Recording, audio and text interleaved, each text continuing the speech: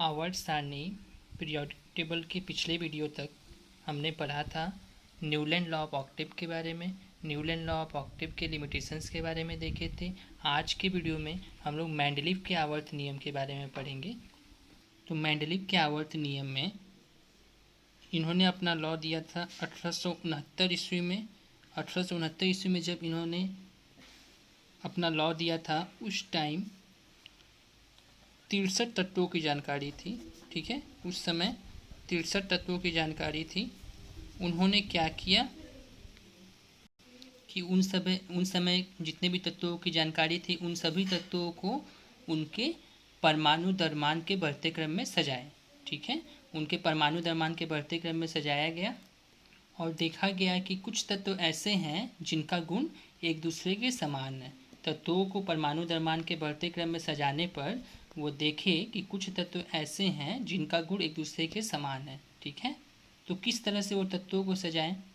उन्होंने तत्वों को क्षैतिज कतारों मीन्स हॉरिजॉन्टल रोज और ऊर्ध्वाधर कॉलम मीन्स वर्टिकल कॉलम में तत्वों को सजाया गया। किसके बेसिस पर? परमाणु द्रव्यमान के बढ़ते क्रम में, जो कि कुछ इस प्रकार से था। उनका जो पीरियोडिक टेबल था मेंडलीव के द्वारा बनाया गया वो कुछ ऐसा था, जिसमें उन्होंने ये जितने भी वर्टिकल कॉलम दिख रहे हैं ये सारे वर्टिकल कॉलम को उन्होंने ग्रुप कहा। ठीक है, ये सभी ग्रुप हैं। तो टोटल उन्होंने जब अपना ये टेबल बनाया था उस समय जितने भी ये जो जीरो ग्रुप दिख रहे हैं ये जीरो ग्रुप उस समय नहीं थे। ठीक है, ये जितने भी पिंक बैकग्राउंड वाले तत्व हैं ये सभी पिंक बैकग्राउंड वाले तत्व उस समय ये सब नहीं थे। ठीक है, तो जब उन्होंने टेबल बनाया था तो उस समय 1 2 3 4 5 6 7 8 टोटल 8 ग्रुप था। जितने भी वर्टिकल लाइन दिख रहे हैं सभी ग्रुप हैं। एंड हॉरिजॉन्टल लाइन जो दिख रहे हैं ये दूसरा हॉरिजॉन्टल लाइन, तीसरा, चौथा, पांचवा, छठवां और सातवां। ठीक है, ये जितने भी हॉरिजॉन्टल रो दिख रहे हैं इनको कहा गया पीरियड। मीन्स 1 2 3 4 5 6 7 टोटल 7 पीरियड था। मेंडलीव के द्वारा बनाए गए टेबल में 8 ग्रुप और 7 पीरियड थे। तो इस चीज़ को हम लिख दिए हैं। इनके अनुसार तत्वों को क्षैतिज कतारों मीन्स हॉरिजॉन्टल रोज एंड ऊर्ध्वाधर कॉलम मीन्स वर्टिकल कॉलम में परमाणु द्रव्यमान के बढ़ते क्रम में सजाया गया। और उनके द्वारा बनाए गए टेबल में कुल ग्रुप की संख्या कितनी थी? तो ग्रुप की संख्या थी, जैसा कि टेबल में देखे, वो है 8 एंड पीरियड्स की संख्या जितने भी हॉरिजॉन्टल रोज थे उनको पीरियड कहा गया। पीरियड की संख्या थी 7। ठीक है, अब फिर से हम टेबल पे जा रहे हैं। तो ये रहा जिसमें 8 ग्रुप है। क्योंकि इस जीरोथ ग्रुप को हम काउंट नहीं कर रहे हैं क्योंकि जीरोथ ग्रुप जब उन्होंने पीरियोडिक टेबल बनाया था तो उस समय ये जीरोथ ग्रुप नहीं था। इसको बाद में फिर से ऐड किया गया इस पीरियोडिक टेबल में। ठीक है, मेंडलीव ने परमाणु द्रव्यमान के बढ़ते क्रम में तत्वों को रखा। तो अब एक क्वेश्चन आ सकता है, हाइड्रोजन को यहाँ पे रखे, फिर ये जो फर्स्ट जो पीरियड दिख रहा है वो टोटल खाली है। लिथियम को तो यहाँ पे रखा जा सकता था, बेरिलियम को उसके बाद रखा जा सकता था, बोरोन को उसके बाद रखा जा सकता था, लेकिन लिथियम को यहाँ पे क्यों रखा गया? क्योंकि जो लिथियम का गुण है वो हाइड्रोजन के समान था। ठीक है, इसीलिए लिथियम को यहाँ पे रखा गया। बेरिलियम को यहीं पे क्यों रखा गया? मैग्नीशियम को यहीं पे क्यों रखा गया? क्योंकि एक ग्रुप में जितने भी तत्व दिख रहे हैं इन सब का गुण एक दूसरे के समान है। ठीक है, यहाँ पे इन एक ग्रुप में जितने भी तत्व दिख रहे हैं वो चाहे बेरिलियम हो, मैग्नीशियम हो, कैल्शियम हो या बाकी तत्व हो, स्ट्रॉन्शियम हो या बेरियम हो, इसका गुण एक दूसरे के समान है। इसी तरह प्रथम ग्रुप में जितने भी तत्व है इसका गुण एक दूसरे के समान है। गुण कहने का मतलब उनके भौतिक और रासायनिक गुण से है। तो देखो, अगर परमाणु द्रव्यमान के बढ़ते क्रम में तत्वों को रखा जाए तो एक निश्चित समय के बाद ऐसा तत्व आ रहा है जिनका जो गुण है वो पहले वाले के समान आ रहा है। जैसे हम लिथियम से शुरू कर रहे हैं तो लिथियम से परमाणु द्रव्यमान के बढ़ते क्रम में तत्वों को सजाने के बाद निश्चित समय बाद सोडियम एक ऐसा तत्व आ रहा है जिसका जो गुण है वो लिथियम के समान है। मीन्स यहाँ से बोला जा सकता है तत्वों का भौतिक और रासायनिक गुण उनके परमाणु द्रव्यमान के आवर्त फलन होता है। ठीक है, उनके परमाणु द्रव्यमान के आवर्त फलन होता है। मीन्स यदि तत्वों को उनके परमाणु द्रव्यमान के बढ़ते क्रम में सजाया जाए तो सजाने के निश्चित समय बाद एक ऐसे तत्व आएंगे जिनका गुण पहले वाले के समान होगा। जैसे कैसे गुण समान है, बहुत ग्रुप 1 में जो तत्व है, 2 तत्व ले रहे हैं, लिथियम, सोडियम या फिर पोटेशियम, 3 तत्व ले रहे हैं।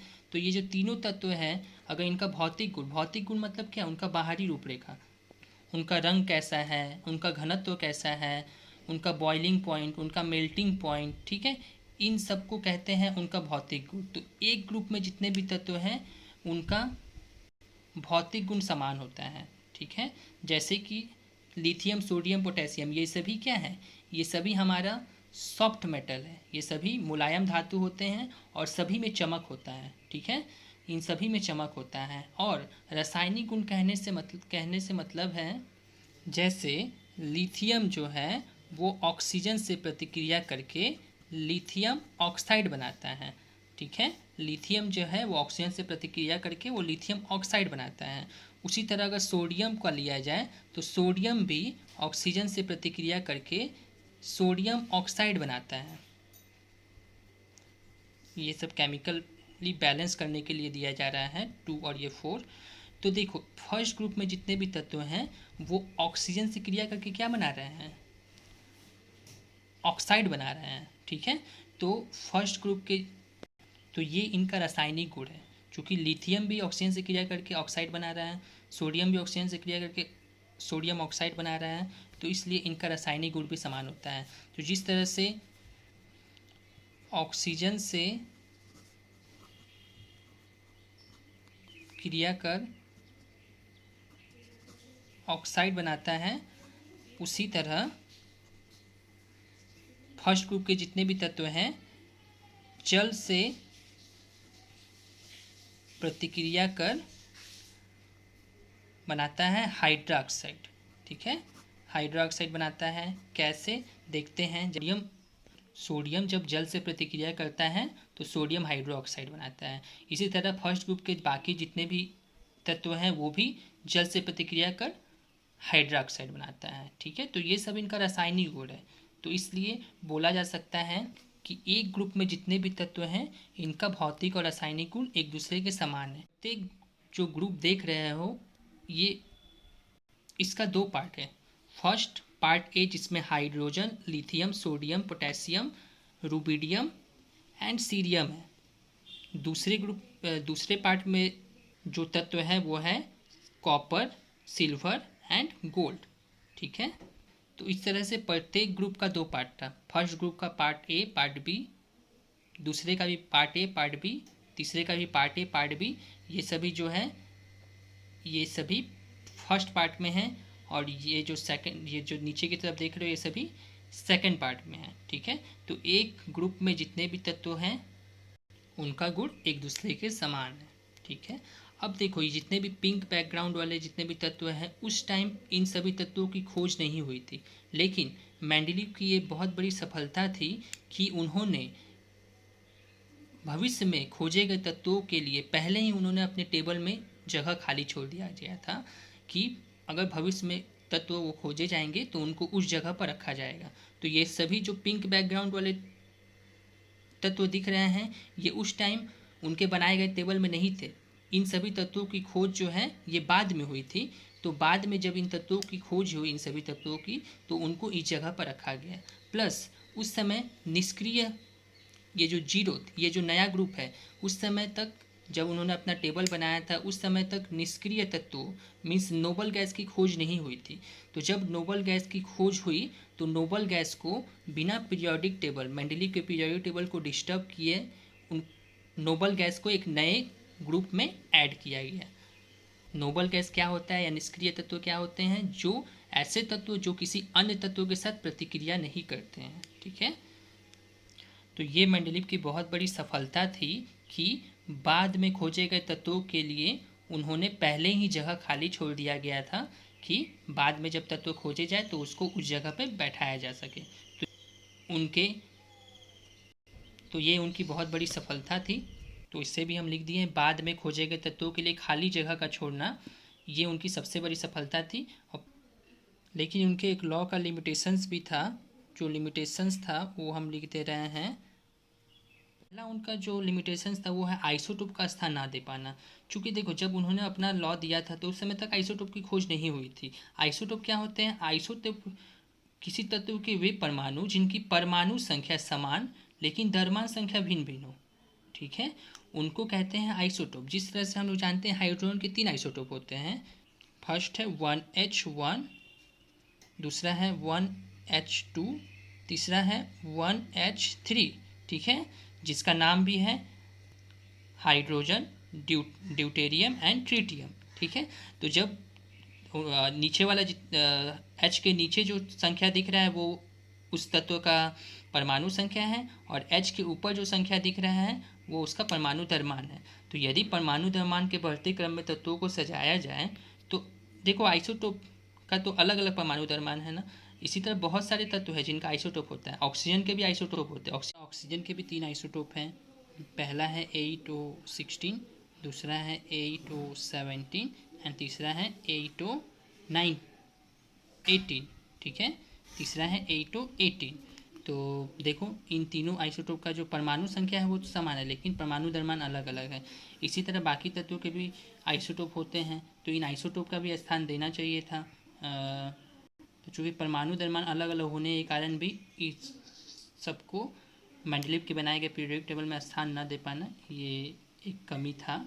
अब हम दूसरा कमी के बारे में देखेंगे। मेंडलीव ने क्या कहा था?